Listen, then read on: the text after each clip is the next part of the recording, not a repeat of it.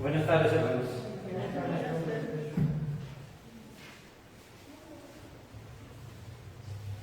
Gracias a Dios que nos permite escudriñar esta tarde nuevamente su palabra. Estamos estudiando la primera carta a Timoteo, así que pueden ustedes ubicarse ahí, en el capítulo número 3, la primera carta a Timoteo.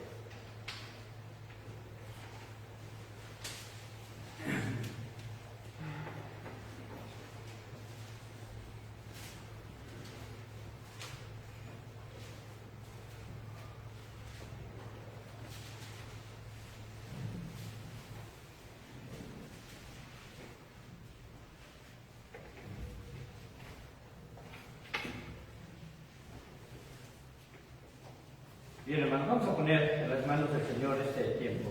Oremos. Padre bendito, te doy muchas gracias porque tú nos permites escudriñar nuevamente tu palabra.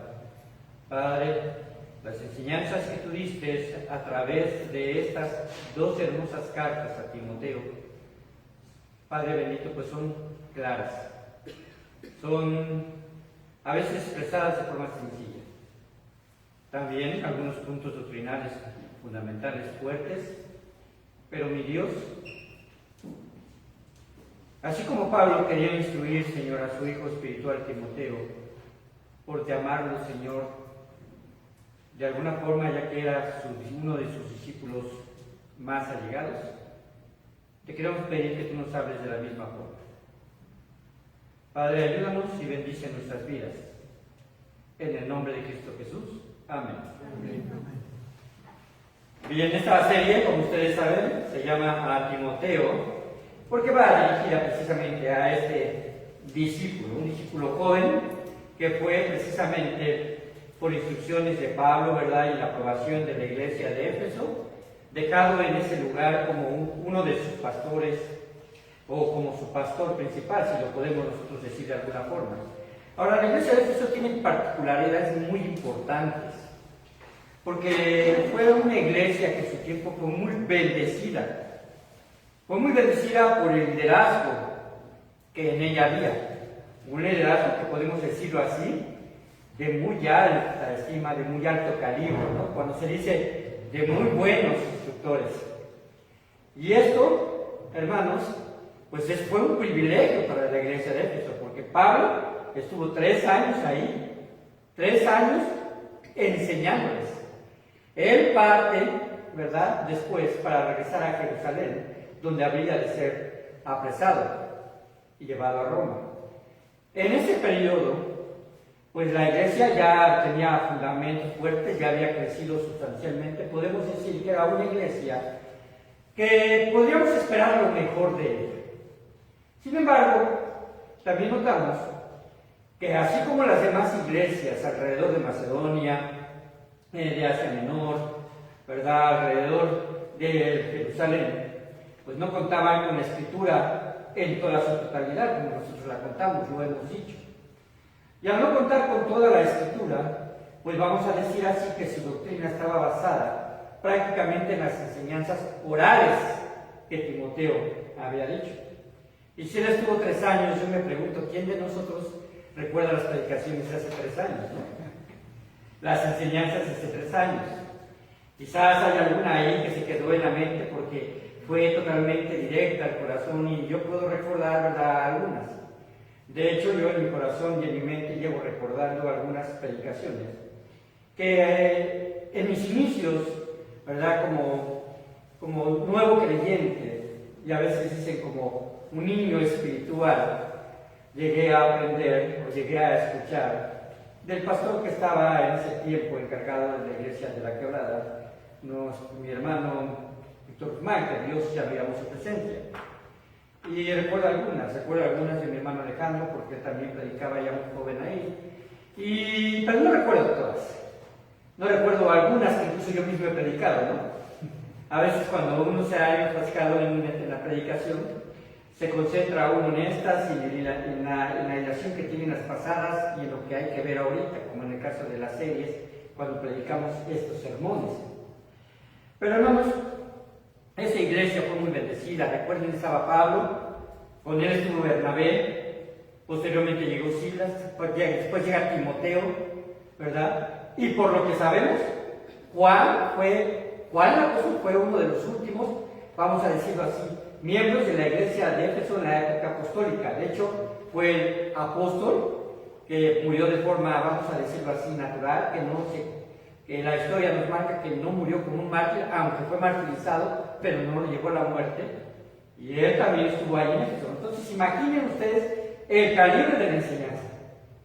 El calibre de la enseñanza. Ahora, si pensamos que el calibre de la enseñanza de estos paladines del Evangelio era alta, ahora imaginen escuchar al Señor Jesucristo mismo. ¿Verdad? Los apóstoles lo hicieron como quien hablaba con autoridad, y además, cuando ahí está en la barca, ¿verdad? Y calma al mar, y se espantan, ¿verdad? Y dice, ¿quién es este que aún el mar y los vientos le obedecen? 5 minutos, ¿verdad? 3 minutos escuchando la palabra de Cristo en vivo y a todo color.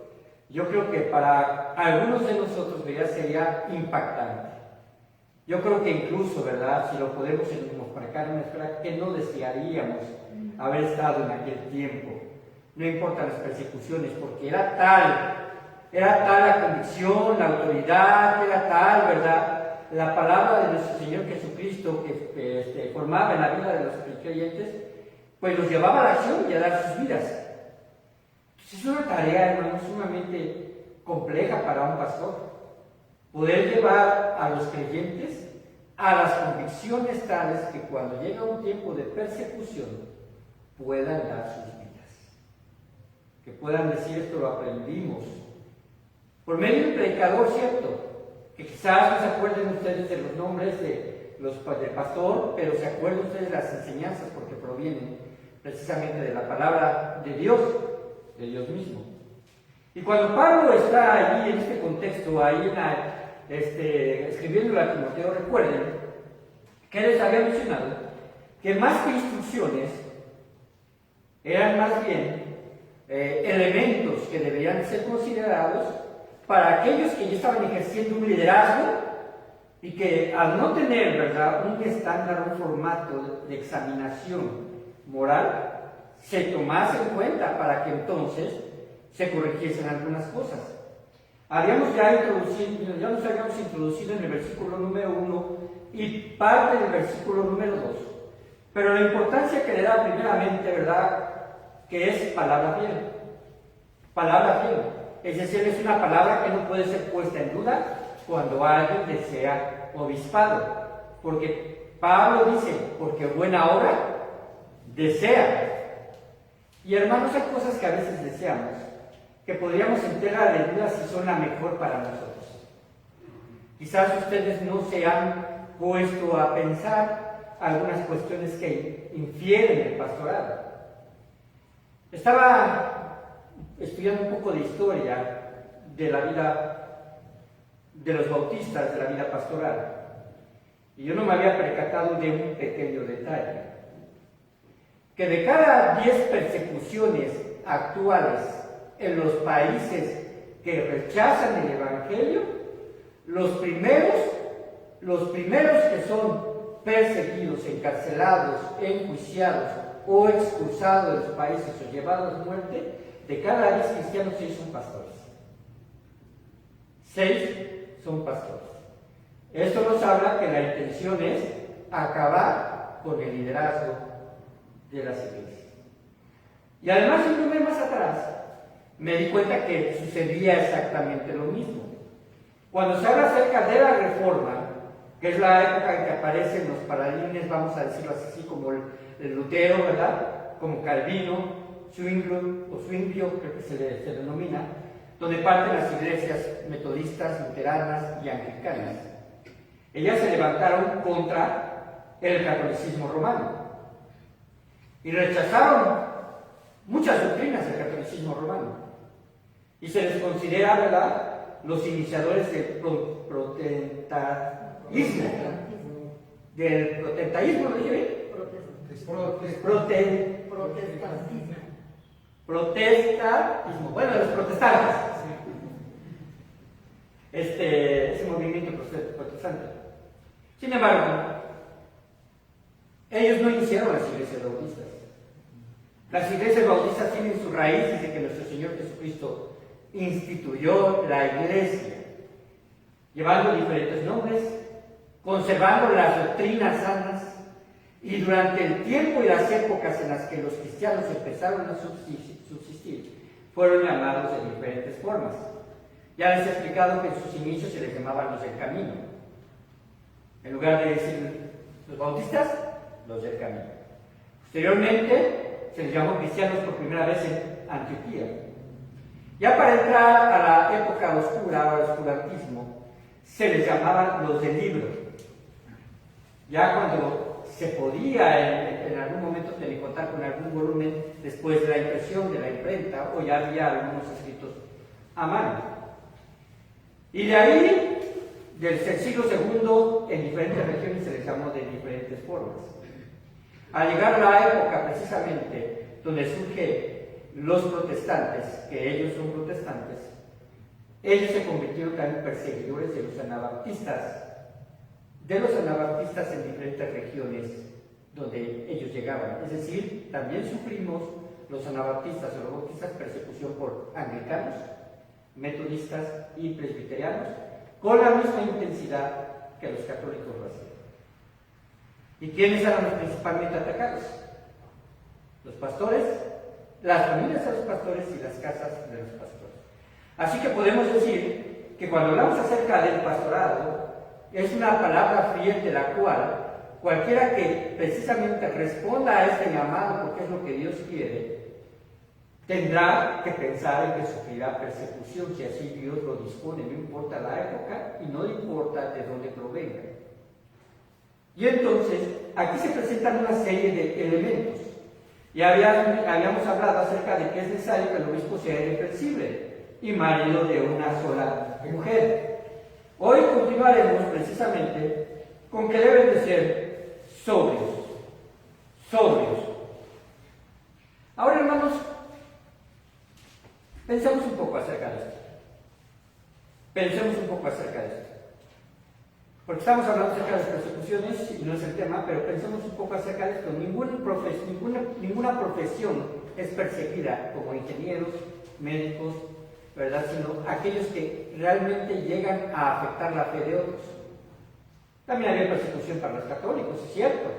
También han tenido persecución los testigos de Jehová, es cierto.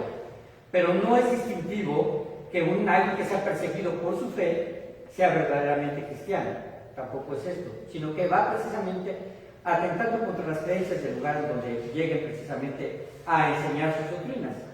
Pero en el caso de los pastores se empieza a hablar de alguna serie de elementos. Ahora, veamos cómo dice el versículo número 2. Que sea irreprensible, marido de una sola mujer, sobrio, prudente, decoroso, hospedador, apto para enseñar, no dado al vino, no pendenciero, no codicioso de ganancias deshonestas, sino amable, apacible, no avaro, que gobierne bien su casa, que tenga a sus hijos en sujeción con toda honestidad. Pues el que no sabe gobernar su propia casa, ¿cómo cuida de la iglesia de Dios? No un neófito, no sea que envaneciéndose caiga en la condenación del diablo. También es necesario que tenga buen testimonio de los de afuera, para que no caiga en descrédito y en lazo del diablo. Los diálogos, asimismo deben de ser honestos, sin doblez, no dados a mucho vino, no codiciosos de ganancias deshonestas, que guarden el misterio de la fe con limpia conciencia, y estos también sean sometidos a prueba primero, y entonces ejerzan el diaconado, si son irreprensibles. Las mujeres asimismo sean honestas, no calumniadoras, sino sobrias, fieles en todo. Los diáconos que sean maridos de una sola mujer, y que gobiernen bien sus hijos y sus casas, porque los que ejerzan bien el diaconado ganan para sí un grado honroso y mucha confianza en la fe que es en Cristo Jesús. ¿Por qué leí todo esto? Porque los mismos elementos que vamos a estudiar para los pastores se repiten casi en su mayoría para los diáconos. Y en forma, vamos a decirlo, conductual o de conducta también para las mujeres en algunos elementos. Y aquí cuando se habla acerca de las mujeres, son mujeres que están en posición de liderazgo. Muy bien se puede referir a la esposa del pastor o a las esposas, o a la esposa del diácono, mejor dicho, ¿no? Porque eso de esposas como que soy así como que más permisivo, ¿no? La esposa del diácono, en particular cada uno de ellos. Pero me puse a reflexionar un poco sobre esto por estar estudiando. Y cuando yo veía de que el obispo serio irreprensible, y María es una mujer sobria, prudente, yo dije, ¿acaso no es lo que hace un pastor en consejería para llevar a las personas a asemejarse más a Cristo? ¿Acaso no es el pastor que también nos invita a ser irreprensibles cuando llegan con algún problema? ¿Acaso de la consejería no les decimos, hermano, tienes que tener, verdad, firmeza y lealtad a tu esposa? ¿Acaso no somos los que les decimos a ellos, sean sobrios? No se emborrachen también. Manténganse firmes en sus casas. Cambia tus aspectos, ¿verdad? De no ser amable a ser amable. Cambia sus actitudes, ¿verdad? Con respecto a gobernar en tu casa, con amor, a no llevar a ira a tus hijos. ¿Acaso no es lo mismo? Y yo pongo a pensar, bueno, en realidad, a veces, o muchas veces, lo que los pastores hacemos es precisamente tratar de llevar a un estándar, vamos a decirlo así, establecido por Dios, bajo una convicción de que estamos siendo gobernados por el Espíritu Santo y que nuestra voluntad debe de ser sujeta a Él para que lleguemos a este mismo estándar de conducta.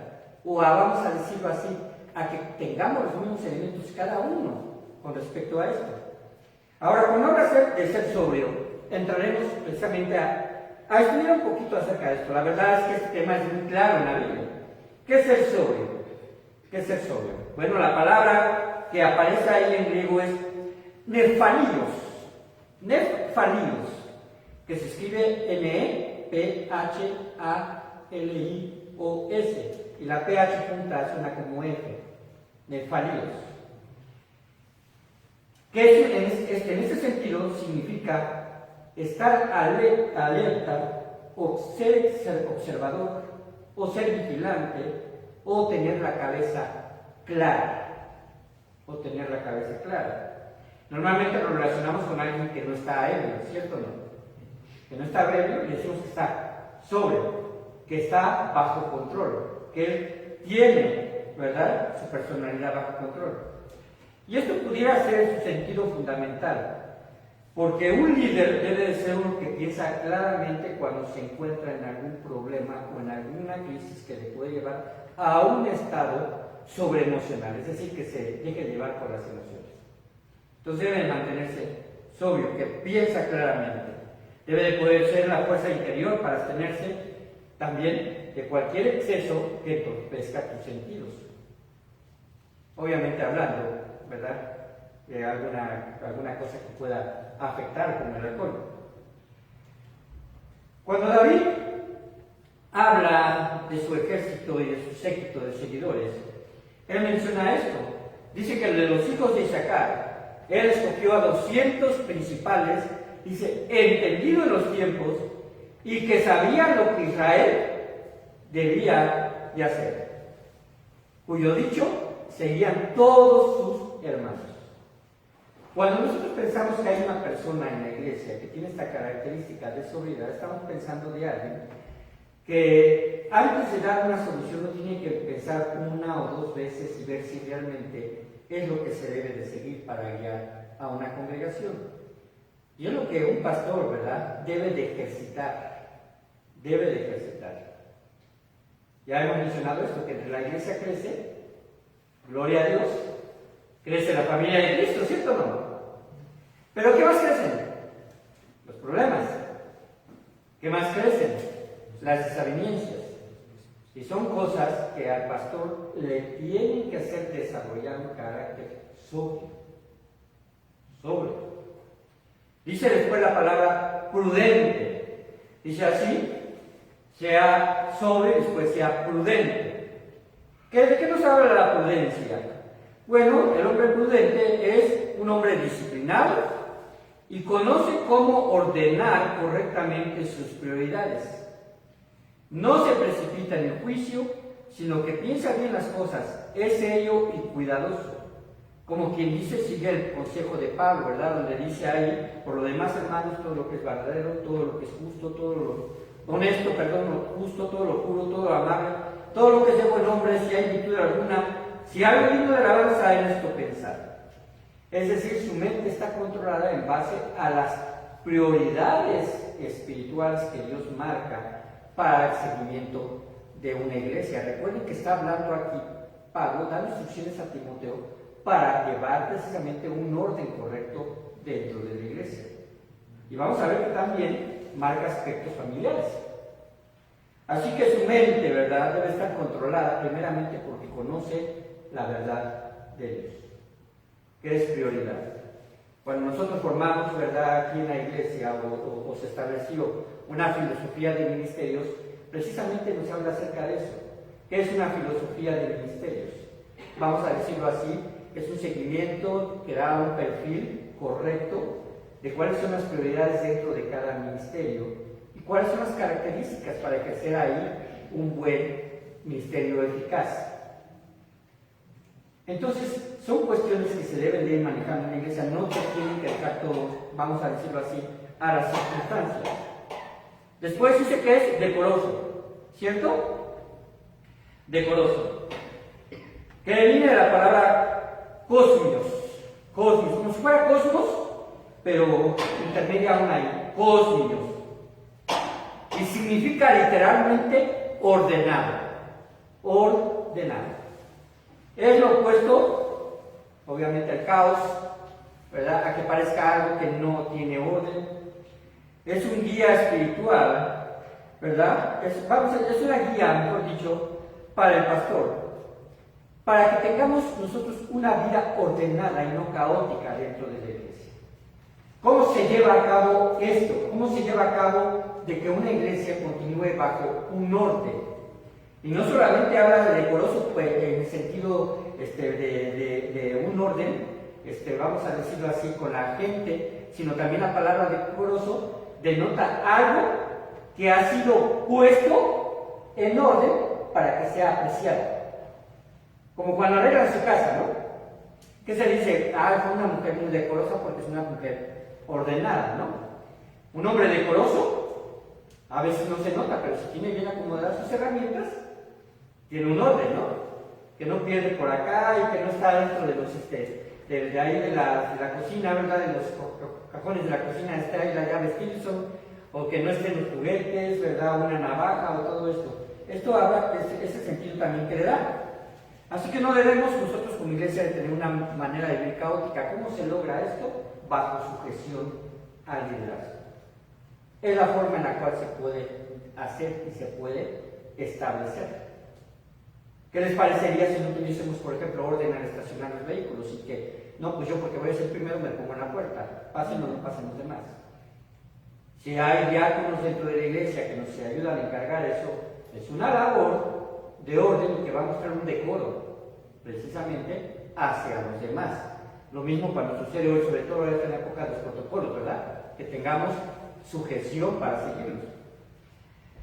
Dice 1 Corintios 14:40, pero hágase todo decentemente y con orden. Conocen este pasaje, ¿verdad? Decentemente y con orden. ¿Cuál es el siguiente elemento? Dice la palabra de Dios, hospedador. Hospedador. Le digo que es muy claro aquí, ¿verdad? Esta palabra se traduce del griego philoxenos. Philo quiere decir amor.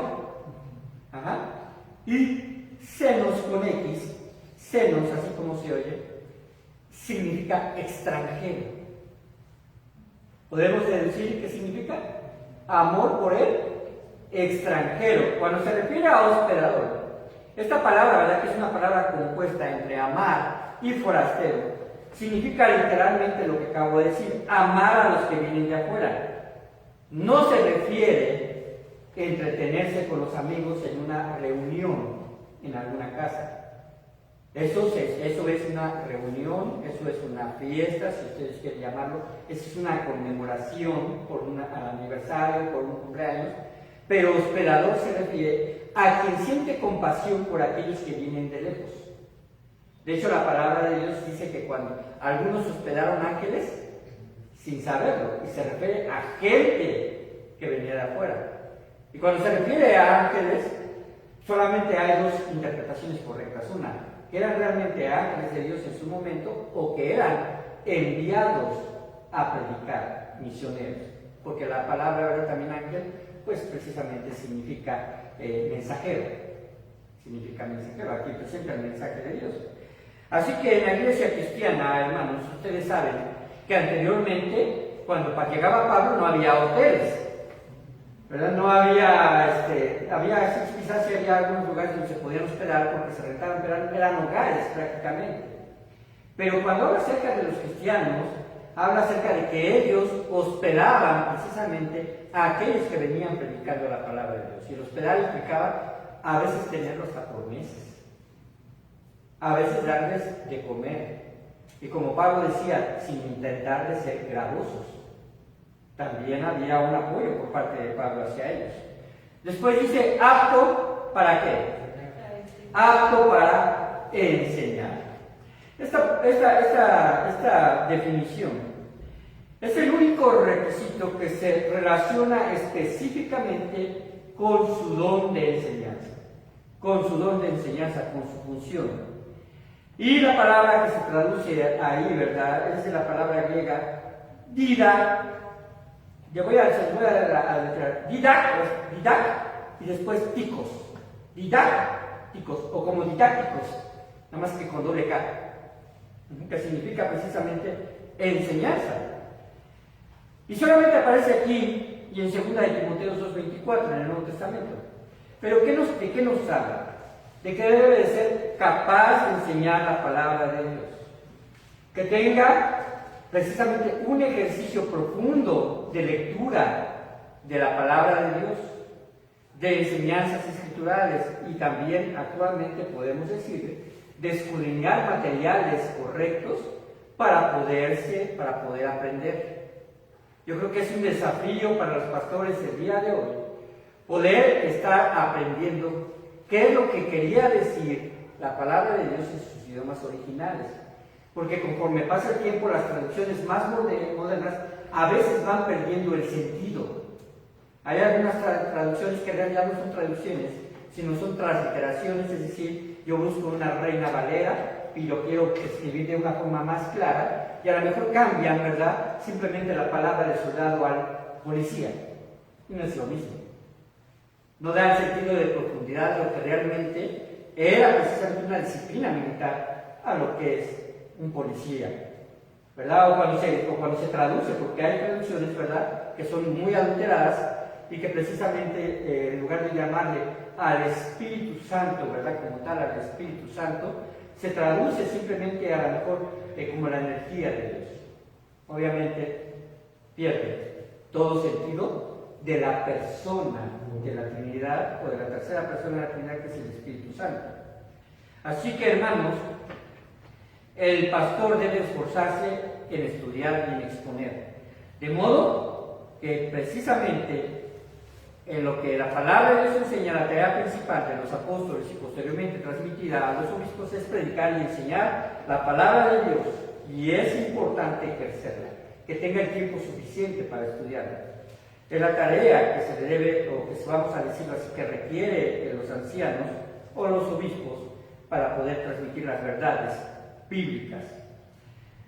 Y en cuanto más profunda sea la reserva de conocimiento en un pastor, obviamente va a tener también más recepción de aquellos que de forma sincera quieran aprender. De aquellos que de forma sincera quieran aprender. Puede haber que a lo mejor un pastor, ¿verdad?, sobrepase en conocimiento a otro. Por eso es que la enseñanza debe ser primeramente debe de ser puesta en oración para ser transmitida. Porque así como hay pastores más capaces, también habrá oyentes que son más nuevos y que requieren de palabra, vamos a decirlo así, de leche espiritual. Pero sin embargo algunos requieren ya de alimento sólido. De hecho, en 2 de Timoteo 2:15, Pablo dice esto: procura con diligencia presentarte a Dios aprobado, como obrero que no tiene de qué avergonzarse, que utiliza bien la palabra de verdad. Después dice, no dado al vino, no dado al vino. Esto es un contexto que debe, o esta enseñanza o este elemento debe ser considerado también en base precisamente al contexto cultural de ese tiempo. Recuerden algo, no debemos de vamos a decir sobreespantarnos o alarmarnos porque Jesús tomó vino. De hecho fue lo que les ofreció en la Santa Cena, que era el fruto de la vid fermentada. Sin embargo, ¿verdad? Esto no quiere decir que Jesucristo, que los apóstoles y que Timoteo, ¿verdad?, abusaran del vino para llegar al descontrol. Es decir, que se embriagaran con vino. El vino era utilizado en las comidas y era suavizado por medio de agua. ¿Para qué? Para que fuese una bebida dulce también. Una bebida que ayudaba también a los males gástricos. Cuando Pablo le dice a Timoteo, ¿verdad?, que ya no tome tanta agua, sino más bien un poco de vino por causa de sus enfermedades, está supliendo, ¿verdad?, esta situación en sus comidas para que tenga menos estragos en su salud. Pero hermanos, cuando la Biblia, ¿verdad?, en ese sentido, está hablando de un aspecto en el cual en ese tiempo, ¿verdad?, era, vamos a decirlo así, común, no debemos de trasladarlo a nosotros para decir y justificar una actitud de tomadores. Porque en realidad la palabra no dado al vino quiere decir más bien esto, que frecuenta tomar. Alguien que frecuenta tomar bajo cualquier circunstancia. Es como alguien que frecuenta ir a los bares, a los antros, con los amigos, en las esquinas, en las reuniones familiares, que frecuenta y que precisamente se da o se permite tomar, ¿verdad?, por cualquier razón. Y además estamos hablando de una forma bíblica y estricta. El vino se refiere solamente al jugo de la uva, no a otra clase de compuestos alcohólicos. Así que, hermanos, esto es muy importante. Es tan, vamos a decirlo así, tan lógico que difícilmente una iglesia de sana doctrina elegiría a un pastor que tenga testimonio de borracho, ¿cierto o no? Sería muy complicado pensar en alguien así. En Isaías 28:7, búsquenlo por favor. Isaías 28, versículo número 7, quiero constatar en mi Biblia que tengo bien escrito ese versículo. Isaías 28:7.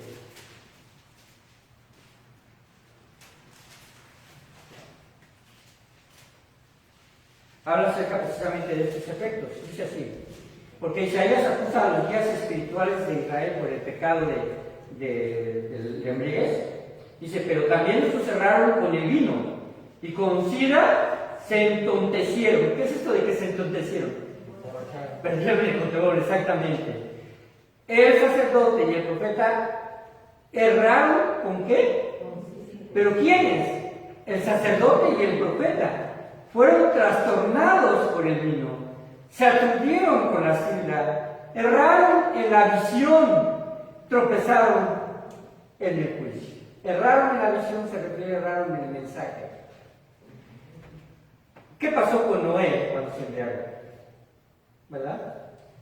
Todo esto es ocasión de que alguien pierde el juicio y por lo tanto no debemos de ser dados a vino. Y podemos decirlo nosotros aquí, ¿verdad? En nuestro contexto cultural, no debemos nosotros propiciar que nuestro testimonio sea dañado por tomar vino. No pende el cielo, es la siguiente palabra, no pende el cielo. No sé si esto fue algo común en su vida antes de conocer a Cristo. Yo puedo decir que yo fui un poco pendecido. O sea, si yo estaba en la calle, ¿verdad? Nos retaban, pues había que entrar. Si nos decían gallina, pues habría que limpiar, ¿verdad?, la conciencia.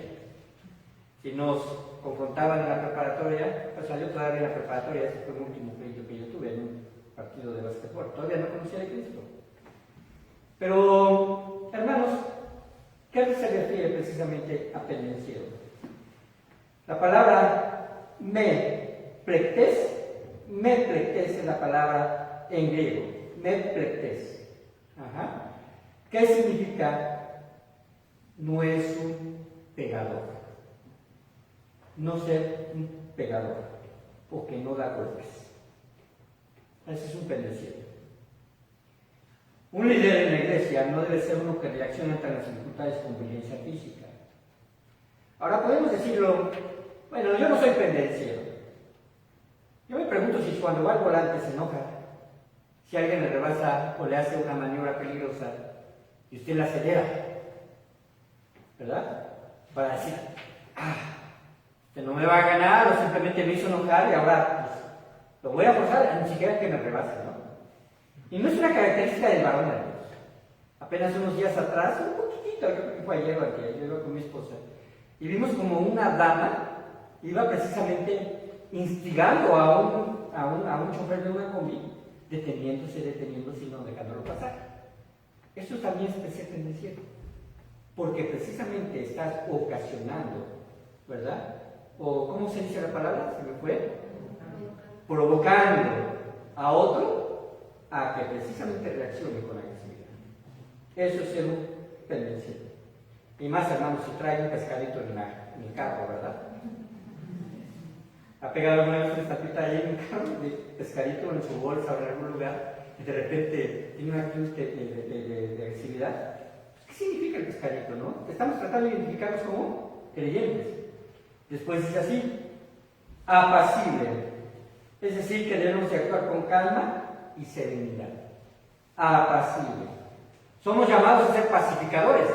Bienaventurados los pacificadores, dice ahí en Mateo capítulo número 5. Somos bienaventurados cuando tenemos un espíritu de actuar en bien de los demás para que no haya pleito. Esta palabra, curiosamente, se traduce en una palabra en griego que es amachos.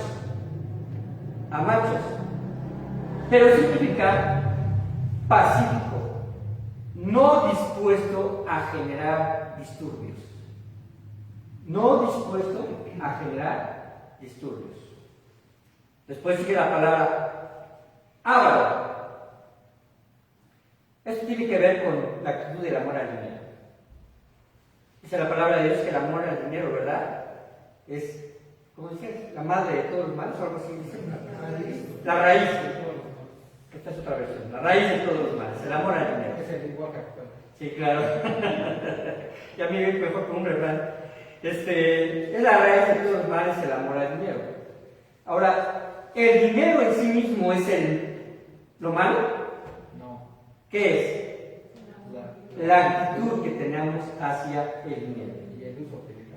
Porque cuando el dinero está en el centro de nuestras motivaciones, va a generar actitudes incorrectas. Y aún en la vida de los pastores, si esto es así.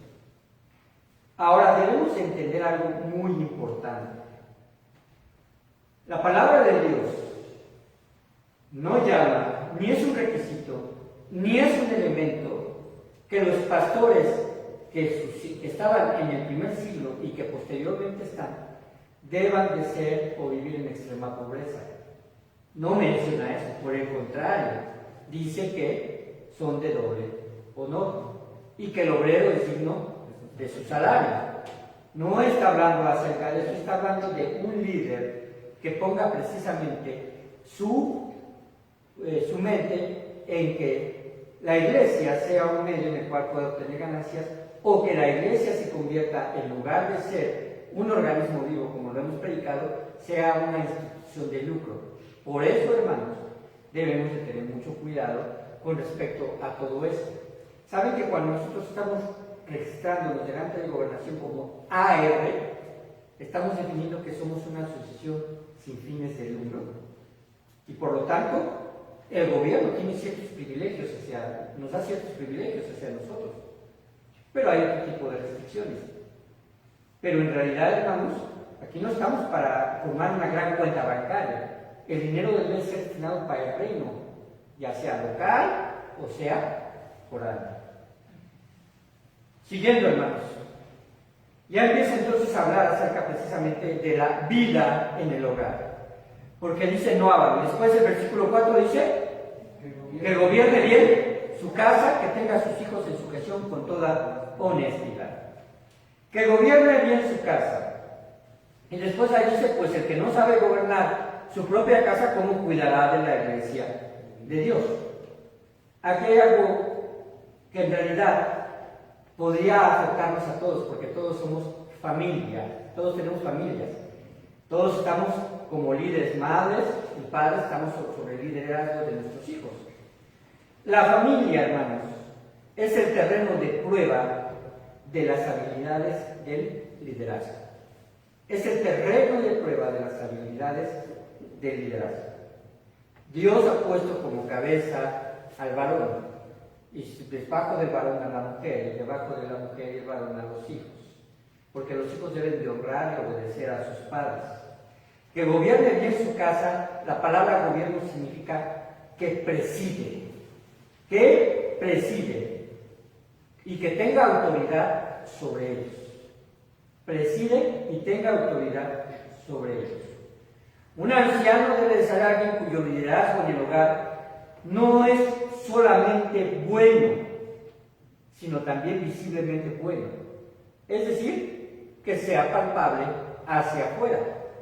Que sea palpable hacia afuera.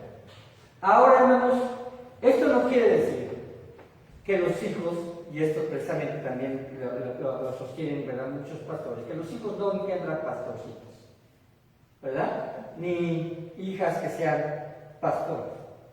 En Tito sí menciona que no estén en rebeldía y en disolución.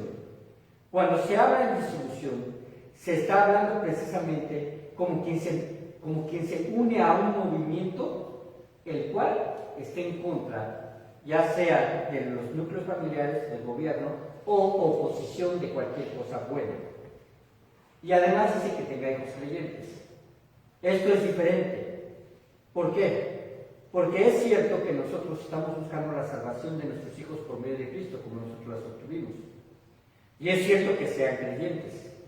Pero el punto de vista crucial es que está puesta la vista y el énfasis sobre el pastor, más que sobre los hijos. Pero esto no exime de responsabilidad, ¿verdad? ¿Y cuál es el parámetro? ¿En qué momento, verdad, los hijos pueden, de forma ordenada, dejar esa sujeción? Cuando ellos abandonan el hogar. ¿Casándose? ¿O simplemente, como dicen a veces, cuando sean autosuficientes? Autosuficientes, ¿verdad? Creyentes, autosuficientes, viviendo en otro lugar, ellos ya están tomando, ¿verdad?, las riendas, como precisamente Dios también así lo ha establecido. Esos hijos deben estar precisamente, mientras estén bajo la autoridad, deben estar en sujeción con toda honestidad. Deben de ser respetuosos, disciplinados y creyentes, según lo que dice Tito 1:6. Y la honestidad va a incluir precisamente una buena actitud hacia los demás y hacia el oficio de su padre, no en rebelión. Pero la autoridad, hermanos, de un pastor no debe ser arbitraria. No debe ser impositiva. Solamente si la palabra de Dios lo requiere o lo especifica. Solamente. Pero no para ejercer señorío sobre las ovejas. Debe ser moderada y con sentido, con sensatez. Y cuando hablamos con respecto a esto, podemos también incluir poniéndonos en los zapatos de los. Resolver conflictos, edificar la unidad y mantener el amor, servirse unos a otros son cosas que son necesarias en la vida de la iglesia, pero son retos en el hogar. ¿Acaso no es lo que queremos en la casa? Que no haya pleitos, que tengamos armonía, que a pesar de los diferentes temperamentos de los hijos, de diferentes temperamentos en los que habitamos, y si usted, ¿verdad?, tiene, vamos a decirlo así, la necesidad de habitar con otros miembros de la familia, a veces hay primos, a veces hay tíos, a veces, ¿verdad?, hay así, pues que haya armonía y haya una verdadera sensibilidad con respeto hacia los demás. Después dice, no un neófito. ¿Qué significa el neófito? La palabra neo significa nuevo, ¿verdad? Es decir, un nuevo creyente. Un pastor no debe de ser un nuevo creyente. ¿Por qué? Da la razón. No sea que envaneciéndose caiga en la condenación del diablo. ¿Qué es envanecerse? Orgullo, caer en el orgullo, la soberbia, perder el piso, ¿no? Como quien dice, soberbia, ya sentirse en una posición.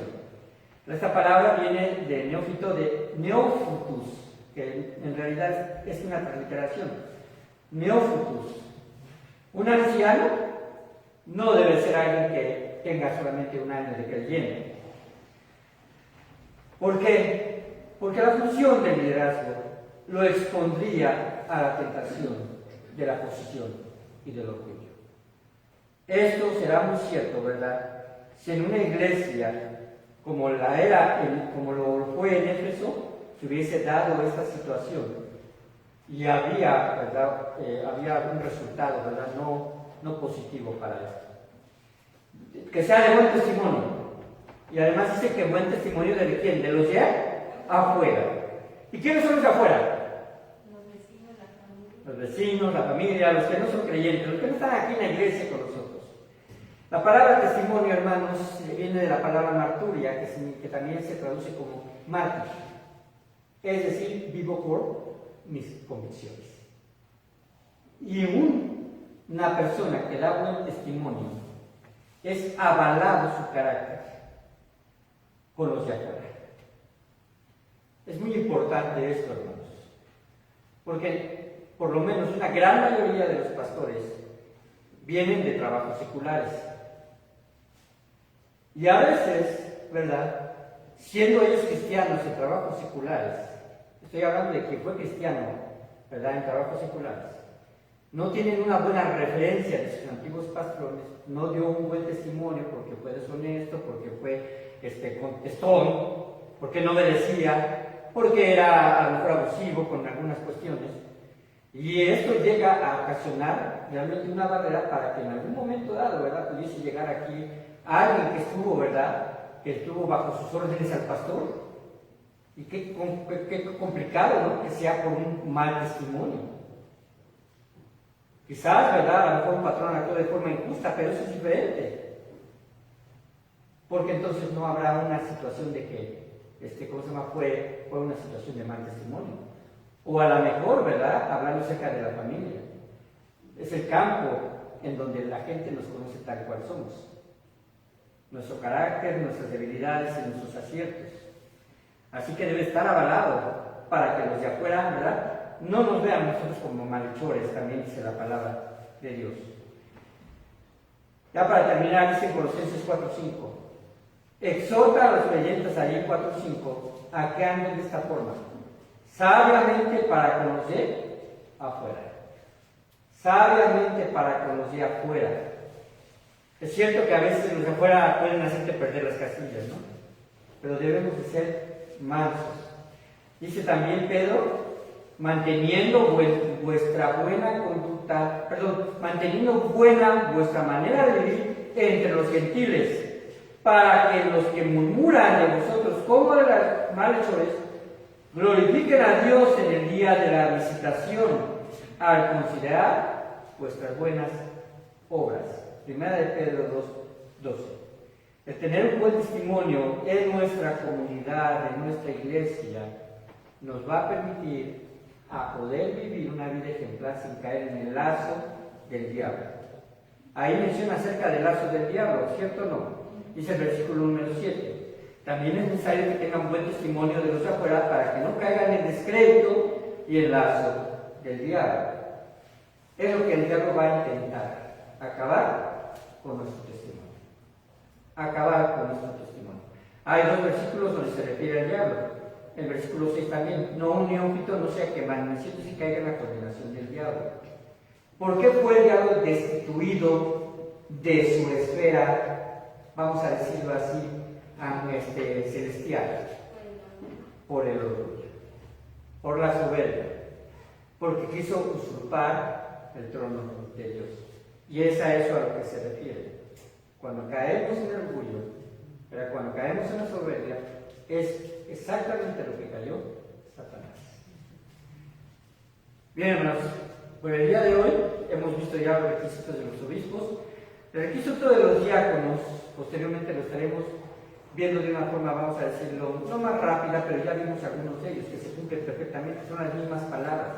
Está diciendo, diácono tienes que tener los mismos elementos que el pastor tiene, a excepción de que en los diáconos no se menciona la predicación. a excepción. Sin embargo, no están libres de poder tener la bendición de ejercer un don de predicación. Recuerden que aquí está mencionando elementos, ¿verdad?, que tienen que ver más bien con la persona y morales que con sus funciones. El pastor aquí no se menciona como consejero, sí como predicador, no se menciona como hombre de oración, aunque está, lo podemos saber por otros textos, que debe ser también un hombre que ora, lo mismo los discípulos, los diáconos, ¿verdad? Entonces tenemos nosotros un conjunto, ¿verdad?, de elementos que nos permiten tener nosotros ya una visión más clara de cuál debe ser el alcance en el liderazgo de la iglesia. Vamos a orar para terminar. Te damos muchas gracias, Señor, porque tú, mi Dios, nos permites escudriñar tu palabra. Son algunas cuestiones, Señor, que, Padre, pueden ser observadas como teoría, pero sin embargo, Señor, son muy funcionales para tener un discernimiento claro sobre el liderazgo. Para nosotros, Señor, para los diáconos presentes que están escuchando, para el pastor y para los pastores que acaso también están escuchando, son elementos que debemos ir ejercitando y cuidando cada vez más y dándoles, Padre Santo, mayor fuerza.